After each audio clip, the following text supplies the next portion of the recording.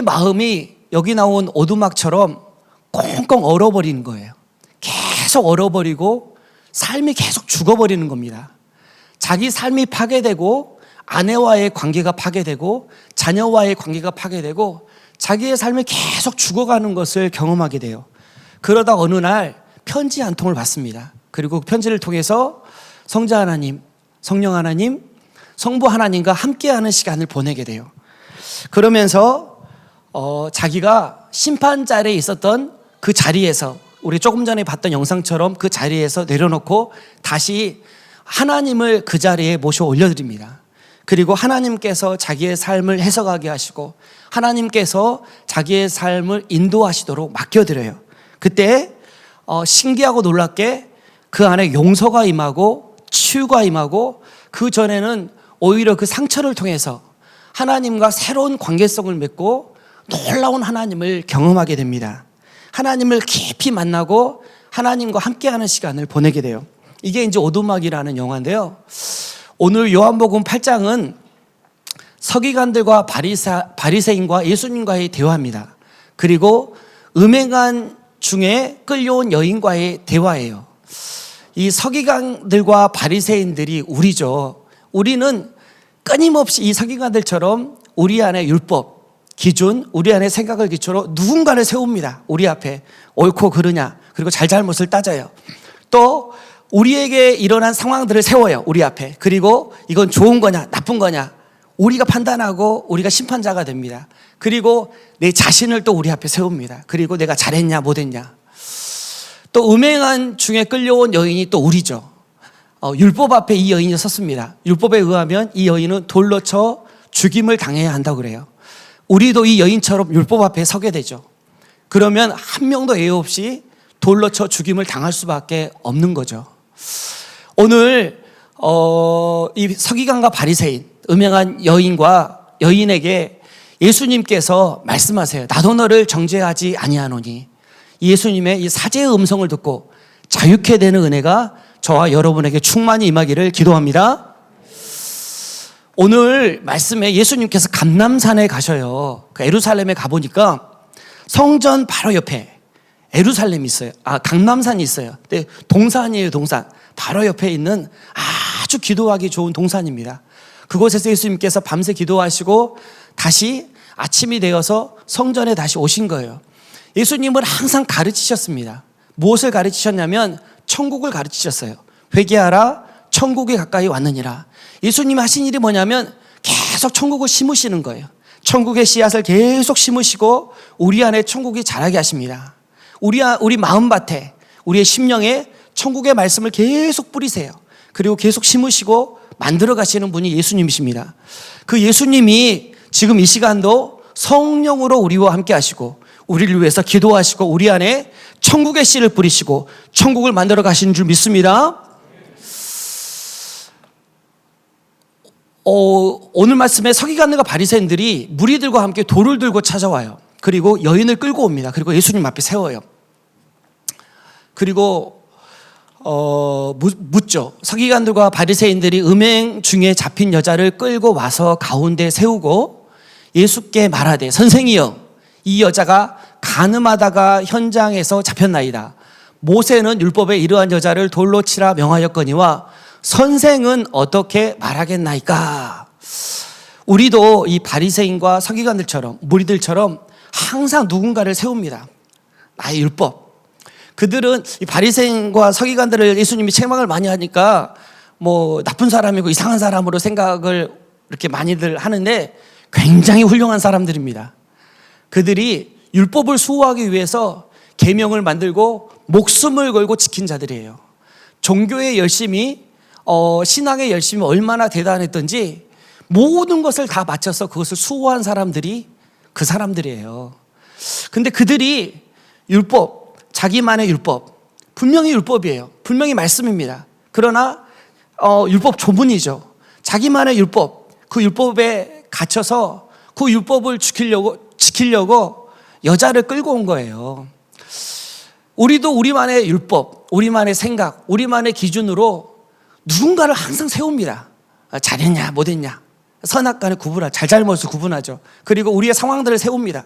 그리고 이건 좋은 상황이냐 나쁜 상황이냐, 그리고 우리 자신을 세우죠. 내가 잘했냐, 잘하면 마음이 높아지고 못하면 낙심이 되고, 이게 우리의 삶이에요. 그리고 우리의 모습입니다. 이걸 성경에 선악으로 산다라고 이야기해요. 선악으로 산다. 근데 창세기 2장 17절에 보니까 선악을 알게 하는 나무의 열매를 먹지 말라. 내가 먹는 날에는 반드시 죽으리라 하시니라. 선악을 알게 하는 나무를 먹은 게 죄라 그랬어요. 죄의 삭은 사막이고 반드시 죽게 된다고 말씀하세요. 그래서 선악으로 사는 삶이 죄고, 결국 맥켄지처럼 꽁꽁 얼어버리고 죽음의 삶, 사망의 그림자 가운데 갇혀버리고 고통하며 삶이 파괴되는 삶을 살 수밖에 없는 게 인간의 실존이고 실상입니다. 우리들의 모습입니다. 반드시 죽으리라. 너희는 육체를 따라 판단하나, 예수님께서 같은 장에서 말씀하신 말씀이에요. 육체를 따라서 판단하는 것을 안 할 수 없다는 거예요. 우리는 보이는 것을 기초로 항상 판단합니다. 누가 나한테 기분 나쁘게 했다는 거예요. 표정이 이상했다는 거야. 눈빛이 이상했다는 거예요. 말에 뼈가 있다는 거예요. 우리는 항상 보이는 것으로 판단합니다. 보이는 상황과 사건을 기초로 판단해요. 그래서 성경은 허물과 죄로 죽었던 너희를 우리가 죄인이라고 말합니다. 범죄와 육체의 무할로 죽었던 너희를 완벽하게 죄인이라고 이야기를 해요. 할례는 잘라내는 건데, 육체의 무할례는 육체대로 사는 걸 말해요. 그래서 우리는 보이는 것을 기초로 살 수밖에 없는 거죠. 보이는 것을 기초로. 그래서 죽은 자입니다. 그래서 성경에서 완벽한 죄인이다 라고 이야기를 해요. 완벽한 죄인이다. 이 서기관들과 바리새인들이 음행 중에 잡힌 여자를 끌고 왔어요. 근데 맞습니다. 도덕적이고 윤리적으로 음행한 거죠. 그러나 성경에서 진짜 음행이 뭔가, 진짜 음란이 뭔가를 구약에서 계속 말씀하세요. 이사야서 54장 5절에 이는 너를 지으신 이가 내 남편이시라. 하나님이 우리의 참 남편 되십니다. 하나님이 우리의 진짜 남편이세요. 그래서 하나님이 우리의 주님이 되시는 거예요. 근데 호세아서에 이스라엘아 너는 음행하여도, 에브라임아 이제 내가 음행하였고 이스라엘이 더러워졌느니라. 내가 이스라엘 집에서 가증한 일을 보았나니 거기서 에브라임은 음행하였고 이스라엘은 더럽혀졌느니라. 이스라엘아 너는 이방 사람처럼 기뻐 뛰놀지 말라. 내가 음행하여 내 하나님을 떠나고 각 타작마당에서 음행의 값을 좋아하였느니라. 하나님이 아닌 것이 내 안에 있는 거예요. 우상이 내 안에 있는 겁니다. 우상은 보이는 거예요. 하나님께서 우리에게 돈도 주셨어요. 가정도 주셨어요. 직장도 주시고 건강도 주셨어요. 근데 그거는 도구고 수단입니다. 목적이 아니에요.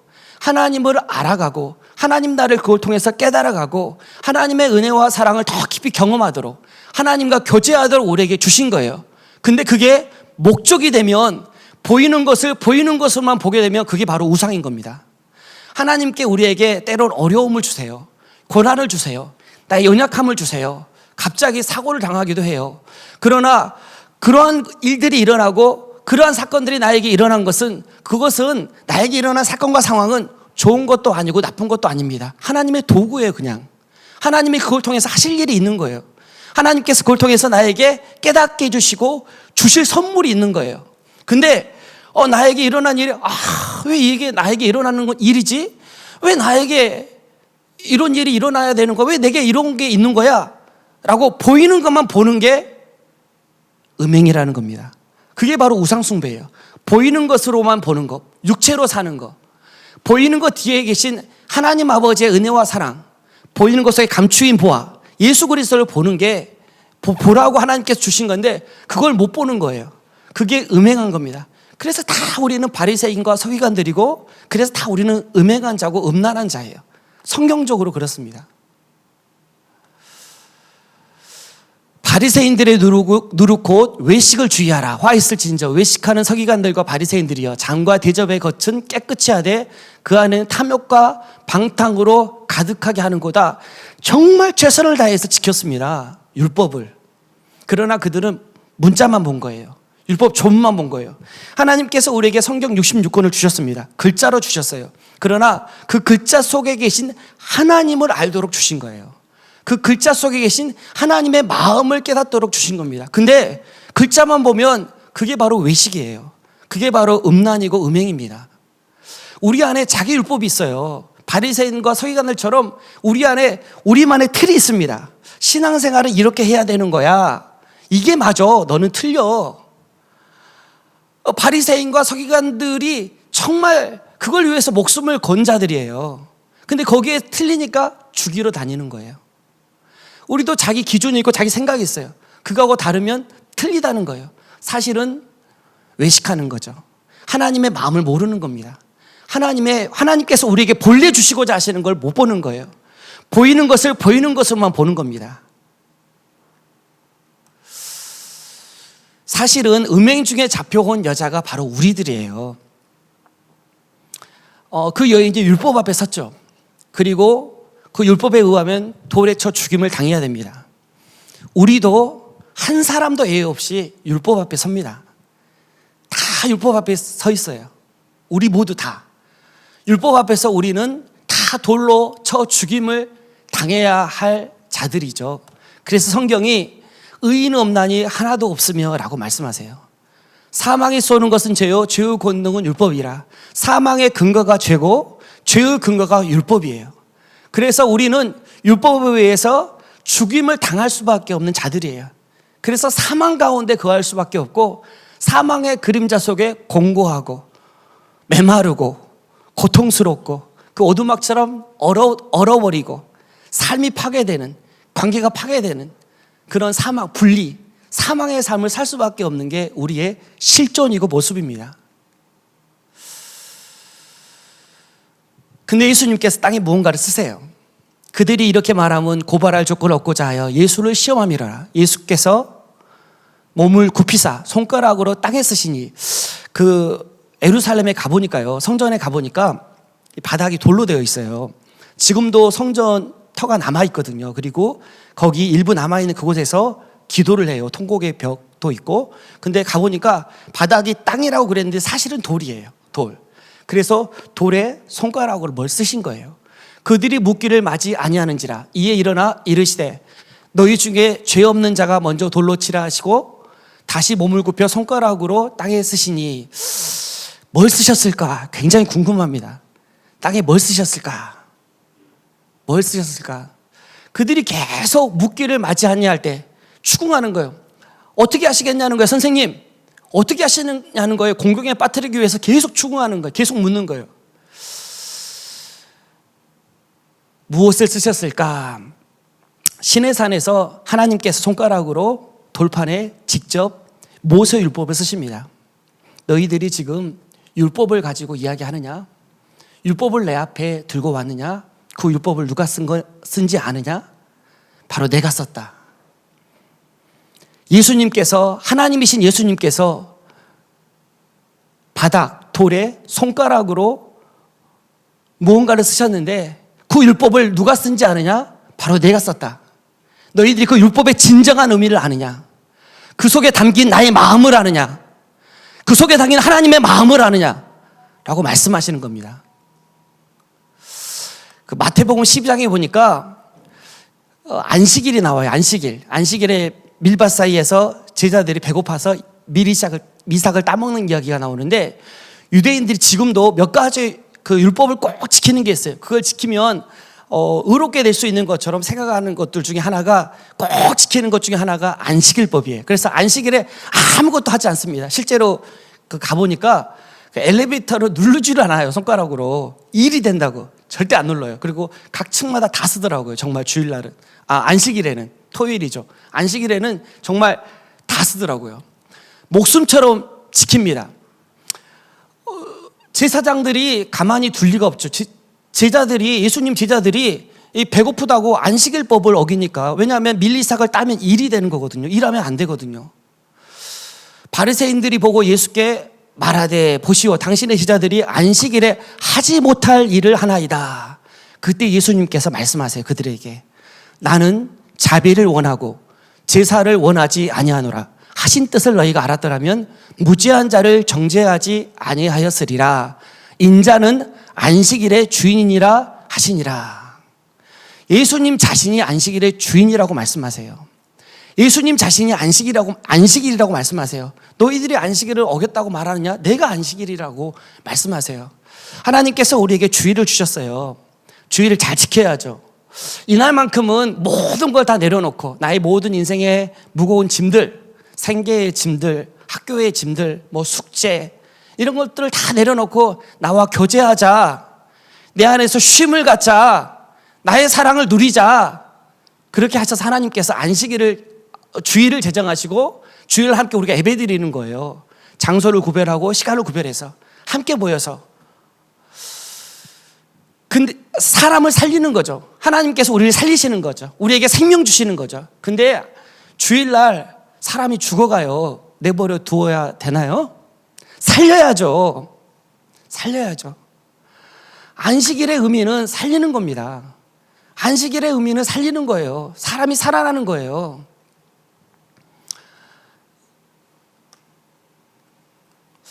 예수님께서 율법을 완성하셨어요. 내가 율법이나 선지자를 폐하러 온 줄로 생각하지 말라. 폐하러 온 것이 아니요 완전하게 하려 함이라. 예수께서 신포도주를 받으신 후에 이르시되 다 이루었다 하시고 머리를 숙이니 영원히 떠나가시니라. 우리가 율법을 지킬 수 없으니까 예수님께서 완성하신 거예요. 예수님께서 십자가에서 죽으신 겁니다. 우리의 모든 죄짐을 지고 죽으신 거예요. 그리고 율법을 완성하셨습니다. 예수께서 이르시되 아버지 저들을 사하여 주옵소서. 자기들이 하는 것을 알지 못함이니이다. 모른다는 겁니다. 그리고 용서를 기도하셨어요. 아버지의 사함을 기도하셨습니다. 예수님께서 다시 굽혀 손가락으로 땅에 쓰십니다. 그리고 새 언약을 맺으세요. 애굽에서 인도하던 내던 날에 맺은 것과 같이 아니할 것은 내가 그들의 남편이 되었어도 그들이 내 언약을 깨뜨렸음이라. 우리가 율법을 지킬 수 없는 걸 아세요. 우리가 하나님이 남편이시지만 사실은 하나님을 남편으로 살 수 없는 자라는 걸 아세요. 보이는 것을 기초로밖에 살 수 없는 자라는 걸 아십니다. 금방 힘들고 어려우면 힘들어요. 금방 보이는 것 때문에 우리는 낙심하고 절망하고 좌절합니다. 그리고 그것만 보고 살 수밖에 없는 게 우리예요. 그래서 우리 육체다라고 이야기를 합니다. 그래서 하나님께서 아예 우리 안에 들어와 버리신 거예요. 성령으로 우리 안에 들어와 버리신 거예요. 예수 그리스도가 우리 안에 들어와 버리신 겁니다. 그리고 나는 그들의 하나님이 되고 그들은 나의 백성의 새로운 관계가 맺어져 버린 겁니다. 관계를 형성해 버린 거예요. 아버지와 자녀의 관계를 형성해 버린 겁니다. 아버지와 자녀가 돼버리면 잘못은 아무 의미가 없어요. 더 이상 자녀가 잘못한 게 아무 의미가 없어요. 자녀 잘못이 바로 내 잘못이, 자녀의 허물이 바로 내 허물이 되어버립니다. 자녀가 잘하면 내가 잘한 게 돼버리는 거예요. 둘이 하나가 돼버리는 거예요. 하나님과 이미 하나가 돼버리는 거예요. 하나님께 새로운 관계를 맺어버리신 거죠.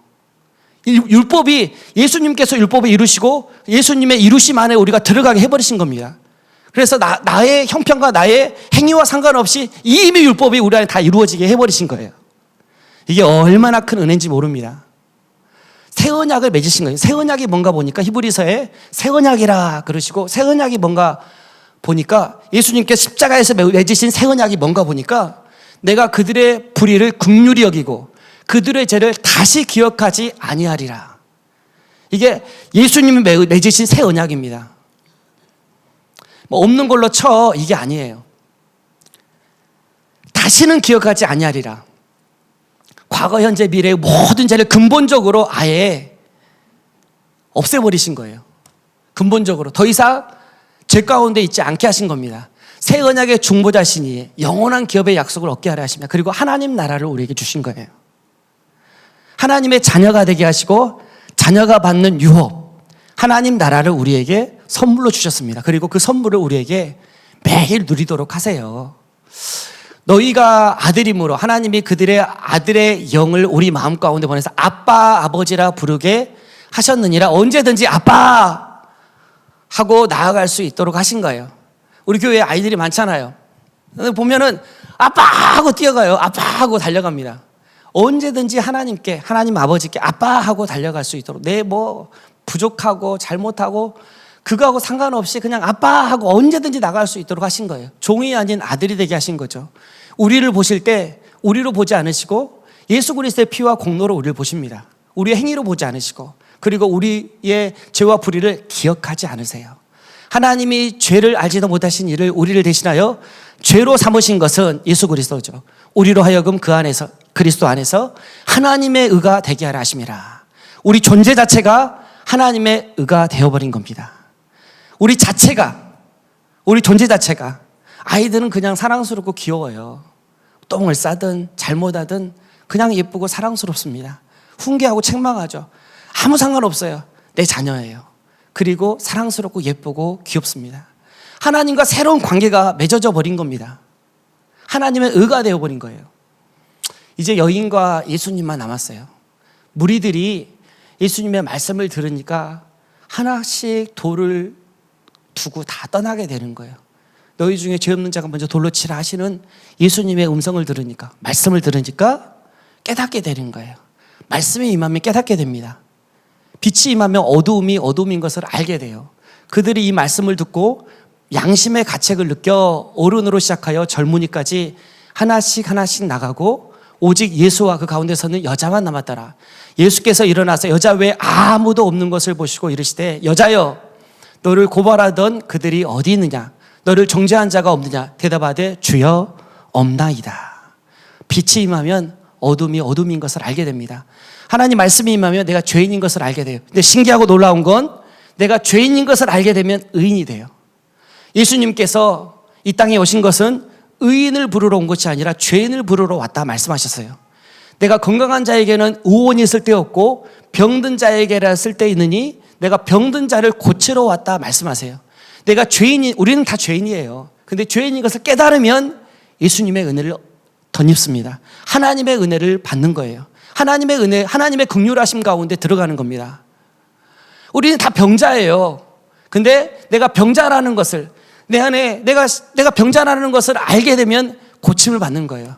치유함을 받는 겁니다. 하나님의 은혜를 다 누리게 되는 거예요. 신기하고 놀라운 게, 빛이 임하면 어둠인 것을 알게 되는데, 어둠을 깨달으면 다시 빛이 됩니다. 저녁이 되고 아침이 되니 새날이 되는 거예요. 다시 새날이 되는 겁니다. 주기도문에 우리가 우리에게 죄 지은 자를 사하여 준 것 같이 우리 죄를 사하여 주시옵고 라고 말씀하세요. 이 사하여 준 것 같이, 사하여는 용서하여 준 것 같이, 근데 용서하여 준 것 같이는 떠나보내는 겁니다. 떠나보내는 거예요. 그냥 없는 걸로 쳐, 이런 게 아니라 정말 떠나보내는 거. 원수를, 내 마음 가운데 어떤 사건과 상황을, 아픔과 상처를 떠나보내는 거예요. 그냥 잊어버리는 걸로 해가 아니라 정말 마음에서 놓아줘 버리는 거예요. 이게 어쩔 때 가능한가? 그냥 대충 없는 걸로 하지 뭐, 자꾸 잊으려고 해서는 안 되는 거야. 안 되는 거예요. 근데 어쩔 때 우리가 우리에게 죄 지은 자, 원수를 용서할 수 있는가 보니까, 나도 죄인이구나. 내 안에 선한 것이 없고 내 기준, 내 판단이 맞지 않는구나. 그때 돌을 내려놓게 됩니다. 그때 원수를 놓아주게 돼요. 그때 내 안에 있는 상처와 아픔을 놓아주게 됩니다. 내가 심판자가 되어서 내가 그것을 다 판단했는데, 내가 심판자가 아니구나. 심판자는 오직 하나님 한 분이시구나. 나는 죄인일 수밖에 없구나 라는 걸 깨닫게 되면 놓아주게 됩니다. 그러면 우리 죄를 사하여 주시옵고 하나님의 은혜와 사랑을 덧입게 돼요. 사도 바울이 내가 전에는 비방자요, 박해자요, 폭행자였으나 도리어 긍휼을 입은 것은 내가 믿지 아니할 때 알지 못하고 행하였음이라. 사도 바울이 죽이러 다녔습니다. 예수 믿는 사람을. 근데 사실은 자기를 죽이러 다닌 거예요. 자기만의 율법의 틀에 갇혀서 자기가 포행자였고 폭행자였고 자기가 살인자였어요. 근데 사실은 자기를 죽인 거예요. 자기를 죽이고 있는 거예요. 근데 사도 바울이 빛이 임하죠. 예수 그리스도를 보게 돼요. 그리고 맹인이 되니까, 어두움인 줄 알게 되니까 다시 예수 그리스도, 이방인의 빛이 됩니다. 사도가 돼요. 누구도 누구를 정죄할 수 없구나 깨닫게 되는 거예요. 나도 나를 정죄할 수 없구나. 나도 나 스스로를 정죄할 수 없구나. 나도 나에게서 심판자가 될 수 없구나. 내 안에 수치심, 내 안에 상처, 내 안에 연약함,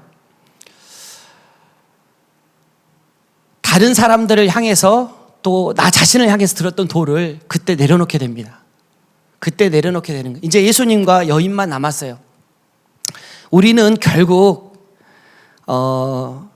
예수님과 나만 남습니다. 하나님과 나만 남아요. 다른 사람들이 나에게 뭐라고 많은 이야기를 해도 그것들은 별로 중요한 게 아니에요.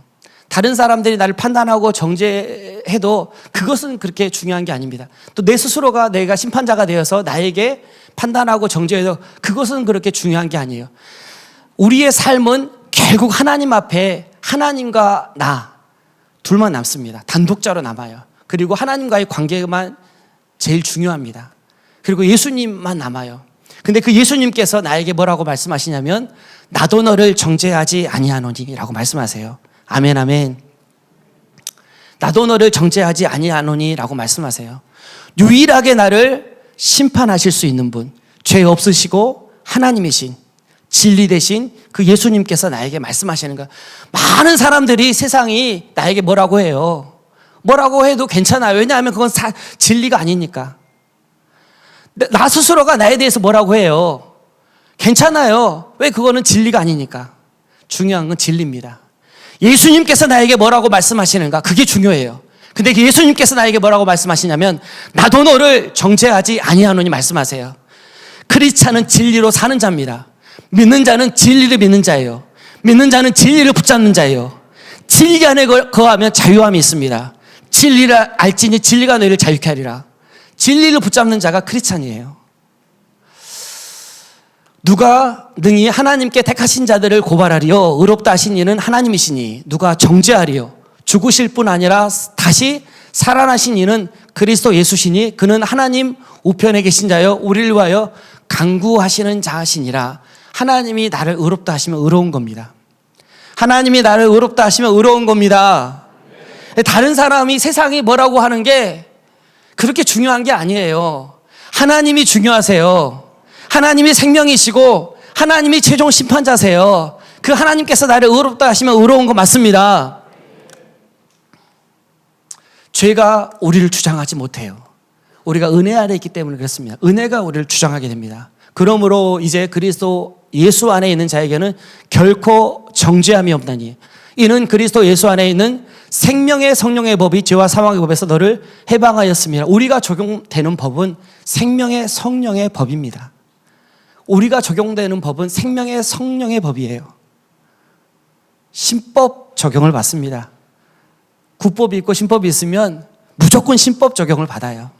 새 언약의 적용을 받는 거예요. 그러므로 우리는 긍휼하심을 받고 때를 따라 돕는 은혜를 얻기 위하여 은혜의 보좌 앞에 담대히 나아가게 됐습니다. 자녀이기 때문에 그래요. 자녀이기 때문에 언제든지 주님 앞에 도움이 필요할 때 아버지 뭐 설거지하면서 일하면서 아버지 하면서 나아가는 거예요. 그게 우리입니다. 뭐 걸어가면서 뭐 말하면서 누구랑 대화하면서 아버지 도와주세요. 언제든지 나아갈 수 있는 게 바로 우리예요. 하나님의 자녀입니다. 가서 다시는 죄를 범하지 말라 하시니라. 성경에 있는 모든 명령은 명령이면서 언약이에요. 성경에 서로 사랑하라고 하셨는데 일찍 포기하십시오. 서로 사랑할 수 없습니다. 원수를 사랑하라 그랬는데 빨리 포기하시기 바랍니다. 원수를 사랑하는 건 불가능합니다. 하나님이 내게 부어주셔야 돼요. 사랑을 부어주셔야 가능한 거예요. 원수를 사랑하라 이 말은 무슨 말이냐면 내가 너로 원수를 사랑하게 할 거야 라고 하시는 약속이에요. 거룩하라 하셨는데 빨리 포기하세요. 거룩 불가능합니다. 하나님의 거룩 안에 있을 때 내가 거룩한 거예요. 하나님이 내가 너를 거룩하게 할 거야 하시는 약속입니다. 언약이에요. 가서 다시는 죄를 범하지 말라 하신 건 명령이시지만 사실은 약속이에요. 하나님이 내가 너로 다시는 죄를 범하지 않게 할 거야 하시는 말씀이세요. 예수께서 또 말씀하여 이르시되 나는 세상의 빛이니 나를 따르는 자는 어둠에 다니지 아니하고 생명의 빛을 얻으리라. 예수님 안에 있으면 어둠 안에 거하지 않고 생명의 빛 가운데 거하게 됩니다. 예수님 안에 있으면 돼요. 진리 안에 있으면 됩니다. 나도 너를 정죄하지 아니하노냐 하시는 진리의 말씀 안에 거하면 돼요. 그 진리 안에 거하면 진리를 아는 것인데 그 진리가 우리를 자유케 합니다. 하나님께서 지으신 모든 것이 선합니다. 하나님이 지으신 모든 것이 선합니다. 내게 일어난 모든 사건과 상황은 선해요. 반드시 선해요. 그 안에 선함이 있습니다. 내게 주신 사람 반드시 선합니다. 옆에 있는 분 반드시 선합니다. 은혜로 주신 거예요. 그분을 통해서 내게 주실 은혜가 있는 거예요. 반드시 있어요. 누구를 만났든 앞으로 누구를 만나든 반드시 있습니다. 그분을 통해서 내가 받을 은혜가 있는 거예요. 나의 연약함, 나의 수치심, 나의 죄, 나의 부족함 선합니다. 하나님이 그걸 통해서 하실 일이 있는 거예요. 그건 하나님께서 그걸 통해서 놀라운 일들을 하고 계시는 거예요. 하나님 나라를 만들어가고 계시는 거예요. 그걸 사용하셔서 나를 빚어가고 계시는 겁니다. 감사함으로 받으면 버릴 게 하나도 없습니다. 하나님의 말씀과 기도로 거룩하여지는 거예요. 이 거룩하여지는 건 깨달아 알게 된다는 겁니다. 말씀을 통해서 그리고 성령 안에서 하나님의 은혜와 사랑이 보여지는 거예요. 보이는 것들 속에서 보이는 사건과 보이는 사람과 보이는 나의 연약함과 나의 죄 속에서 하나님의 은혜와 사랑이 깨달아지는 겁니다. 말씀과 기도로.